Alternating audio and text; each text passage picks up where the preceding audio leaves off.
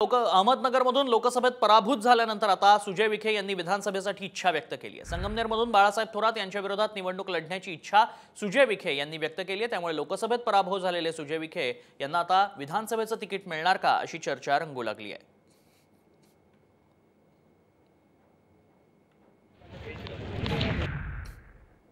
नाही आम्हाला कसं आता निळवंड्याचं काम झाल्यामुळे आणि निळवंड्याचं लाभ क्षेत्राचं पाणी सगळ्या गावांमध्ये गेल्यामुळे निळवंड्याचं लाभ क्षेत्र मोठ्या प्रमाणात राहता तालुका आणि संगमनेरमध्ये आहे। तर मला असं वाटतं की पक्षाने आदेश दिला तर भारतीय जनता पार्टीला ती जागा सुटली निश्चित संगमनेरमध्ये मला लढवायला आवडेल आणि मग काय जो काही संघटनेचा विषय राहील त्या संघटनेच्या आदेशाला बांधील लावून काम करू।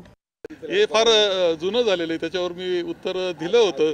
त्या पुन्हा बोलले असेल तर काही अडचण नाही ना आमची। शेवटी हा लोकशाहीमध्ये अधिकार आहे त्यांचा उभं राहण्याचा, ते राहिलाच पाहिजे, त्या काही अडचण नाही आमची।